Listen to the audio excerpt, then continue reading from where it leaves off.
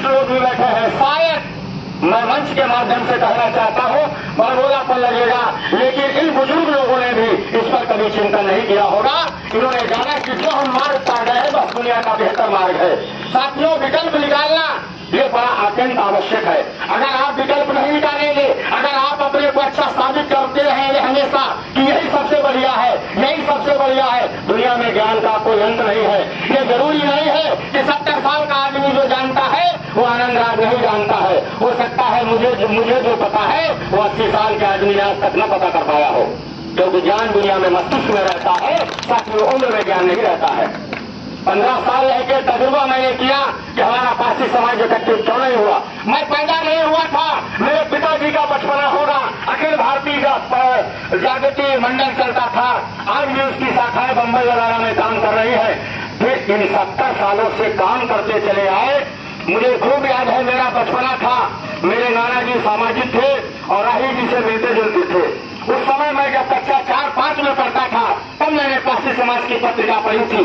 अब कितने दिन से काम होते होते समाज रत्ती भर नहीं पलट पाया, आखिर इसका कारण क्या है? साथियों, ये चिंतन का विषय है, ये मनन का विषय है और इसको इन खाइयों को बांट करके समाज को एक दिशा में लाने का काम करने की जरूरत है। सबको बटोर करके चलने की जरूरत है। अगर बटोर कर चलने की शक्ति है तो सामाजिक एकता की बात किया जाए। अगर बटोर कर चलने की शक्ति नहीं है, अपनी विचारधारा को थोपना चाहते हो किसी पर कि नहीं ये सबसे बढ़िया अम्बेडकरवादी विचारधारा है, ये सबसे बढ़िया बुद्ध की विचारधारा है। बुद्ध की विचारधारा बहुत अच्छी है, मैं विरोध नहीं करता हूँ, बहुत अच्छी है, लेकिन व्यक्ति को सुधारने के लिए है। व्यक्ति को सुधारने के लिए, व्यवस्था को सुधारने के लिए बुद्ध की कोई विचारधारा वकीलता नहीं है। उन्होंने 5 सील दिया है, 5 सील में 5वां सील है दारू नहीं पीना। अब दारू को पिएगा तो उसको रोकने की कोई व्यवस्था है बुद्ध के पास? है व्यवस्था, लेकिन शासन सत्ता के पास, देश के मुखिया के पास उस दारू को रोकने की शक्ति है। अगर सरकार चाहेगी, प्रशासन में बैठे हुए लोग चाहेंगे तो शराब को बंदी लगा करके, शराब की बिक्री को बंद करवा के मजबूरन दारू बंद करनी पड़ेगी, छोड़नी पड़ेगी।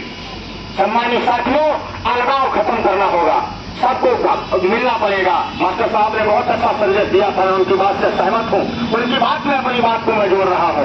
उन्होंने कहा था कि अलगाव खत्म करना पड़ेगा। हम इसी तरह अगर एकता की बातें करते रहेंगे तो बातें ही रहेंगी, एकता कभी जमीन पर नजर नहीं आएगी, बातों में ही रह जाएगी। हम कहते रह जाएंगे, चिल्लाते रह जाएंगे। इसलिए कोई भी है, कैसा भी है, उसको एक दूसरे को सम्मान देना सीखिए। हरिलाल जी सुन रहे हो? हरिलाल जी को हमने बुद्धिज्म पढ़ा दिया, बुद्धिस्ट हो गए, अपने ही भाइयों से बोलते नहीं है, क्योंकि हम बाबा साहब के पुजारी हैं, तुम राम के पुजारी हो, अब हमारी तुम्हारी नहीं बन पाएगी। खटास पैदा हो रही है। कोई किसी का भी पुजारी हो, भारत देश है यार, इस देश का संविधान सबको आजादी देता है, जिसको जो मानना चाहे, जिसको ना मानना चाहे। ये परम पूज्य बाबा साहब ने संविधान बनाया है। भाई जब उनको इतना बड़ी खराब लगता था तो एक आर्टिकल इस पर भी लिख देते कि कोई देवी देवता भगवान नहीं मानेगा, कोई भैया भवानी नहीं मानेगा, सारे संविधान के भीतर सबको जगह दिया गया। उसी संविधान से तो चल रहा है सब रावण हवा। तो कोई राम को मानेगा, कोई रहीम को मानेगा, कोई करीम को मानेगा। सम्मानित साथियों, मेरी बात पर गौर करिए। इस एकता को बनाना होगा और एकता तभी संभव होगी जब सारे लोगों को मिलकर चलने की तमीज पहले हमारे भीतर आ जाए, तब हम एकता एकजुटता ला सकते हैं। अन्यथा ये बुरी बातें होंगी। भूचाल जब आता है तो पृथ्वी दिन दहल जाता है, भूचाल जब आता है तो पृथ्वी दिन दहल जाता है, मेघ का रुख बदलता है तो तूफान मचल जाता है। और विश्वास करिए भाइयों, इंसान जब उठता है तो इतिहास बदल जाता है, इतिहास बदल जाता है। इसलिए इतिहास बदलने के लिए बड़ा जरूरी है। सम्मानित साथियों, पारसी समाज न कमजोर था, न कमजोर है और न कमजोर कभी होगा। कमजोर बनाया है चंद लोगों ने राजनीति को सीधा करने के लिए। पारसी समाज की जो सोच बहुत बड़ी कभी हुआ करती थी, राम बाबू पासी जी की बात से अपनी बात को जोड़ते हुए, जिस पारसी समाज का कद बड़ा ऊंचा हुआ करता था, जिसका स्टेटस और लेवल बड़ा ऊंचा हुआ करता था, चंद राजनीति की रोटियां सेकने वालों ने पारसी समाज को टुकड़ों में बांट दिया। किसी ने दलित बता दिया, किसी ने नीच बता दिया, किसी ने अस्वस्थ बता दिया। साथियों, पारसी समाज मार्शल समाज है, हमेशा अपने जहन में रखिए। ये लाखों कौम भारत की है और मैंने 4 लाइनें कही दी थी कि आन बान शान की चट्टान थे पारसी, कि आन बान शान की चट्टान फांसी। अब आदर्श राज पार्टी की पहचान थे फांसी, आदर्श राज पार्टी की पहचान थे फांसी। अब खुददारी वफादारी पर कुर्बान थे फांसी, खुददारी वफादारी पर कुर्बान थे फांसी। और ललकार कोई दे तो तूफान थे फांसी, ललकार कोई दे तो तूफान थे फांसी। सम्मानित साथियों, ये वही मार्शल समाज है। जिंदाबाद जिंदाबाद जिंदाबाद। बहुत बहुत आभार मालूम है साथियों। कोई माला पहने हैं, कोई कंठी पहने हैं, कोई बिना कंठी का है, मैं बिना कंठी का हूँ, शुद्ध शाकाहारी हूँ। भार्गव जी चौथी पीढ़ी है। मेरे बाबा के समय से कभी मीट मछली नहीं खाया गया मेरे परिवार में। मेरा ननिहाल मस्जिदा है।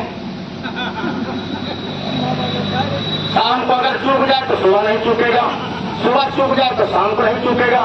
ननिहाल छोड़ दूं, मामा माई छोड़ दी, नहीं छोड़ूंगा, क्योंकि मेरे अपने हैं।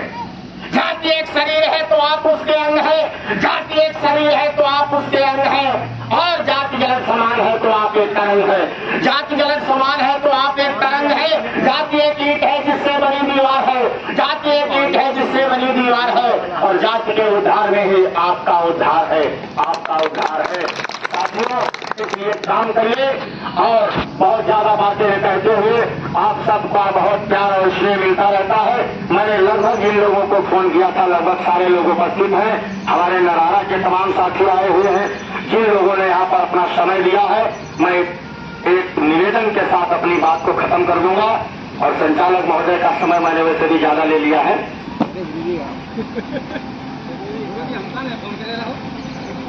आज निवेदन के साथ